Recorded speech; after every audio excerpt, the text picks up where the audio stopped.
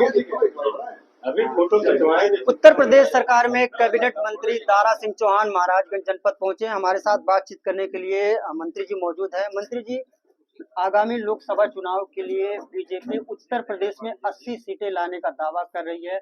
वहीं पर गठबंधन की तरफ से राहुल गांधी और अखिलेश यादव के तमाम बयान आ रहे हैं कि उत्तर प्रदेश में इस बार बीजेपी का सुपड़ा साफ होने जा रहा है। गठबंधन भारी से भारी सीटें लाकर उत्तर प्रदेश में जीतने जा रही है। अखिलेश यादव और राहुल गांधी के बयान में कितनी सच्चाई?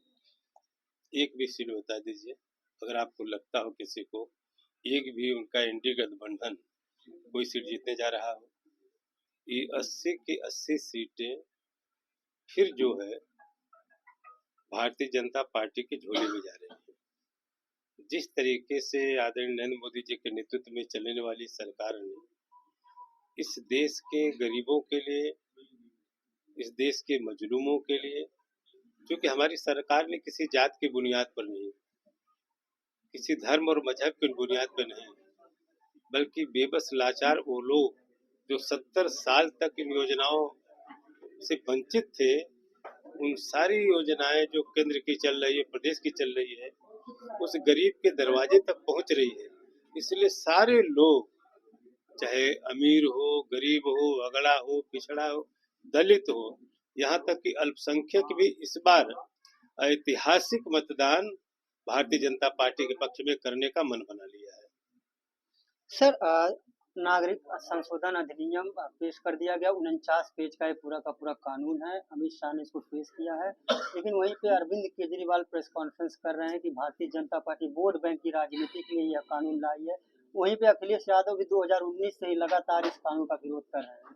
आप पार्टी की तरफ से क्या कहेंगे, कितनी सच्चाई है इनकी इस बयानबाजी में? जिस तरह से लगातार, चाहे अरविंद केजरीवाल के बयान की बात करें, चाहे अखिलेश यादव के बयान की बात करें, जिस तरह से नागरिकता संशोधन अधिनियम को लेकर यह लोग बात कर रहे हैं। क्योंकि विपक्ष के पास जो है इसके अलावा कुछ रह नहीं गया है।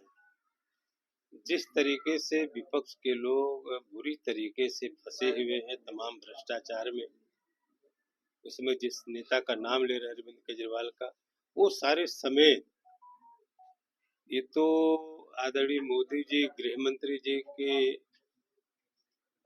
मैं कहूँगा कि शायद किसी पूर्वाग्रह से ग्रसित होकर काम नहीं कर रहे हैं।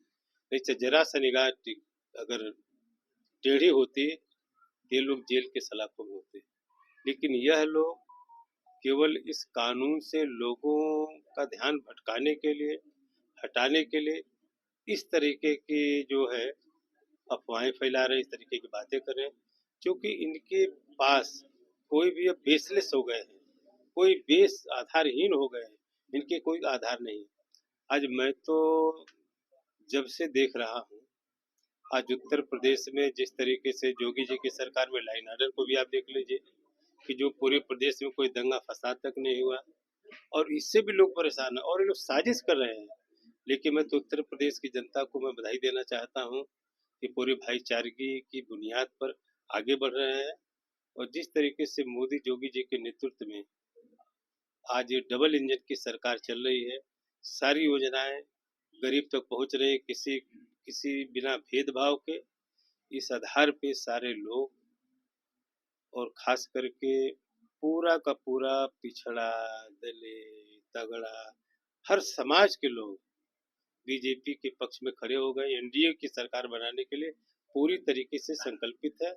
और जो उत्साह मैंने देखा पूरे प्रदेश में, इस बुनियाद पर मैं कह सकता हूं कि 80 में 80 लोकसभा की सीटें भारतीय जनता पार्टी एनडीए के खाते में जाएंगी।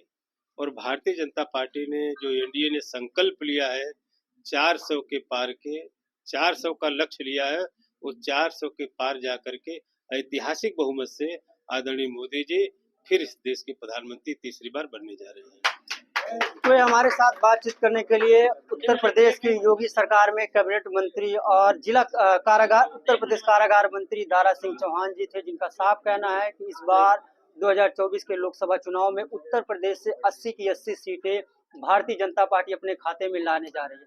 वहीं पर जिस तरह से नागरिकता संशोधन अधिनियम जिसे मोदी सरकार ने पास किया, उसको भी इन्होंने देश हित में बताया है। अपने सहयोगी के साथ मैं संजय कुमार, जनतंत्र टीवी, महाराजगंज।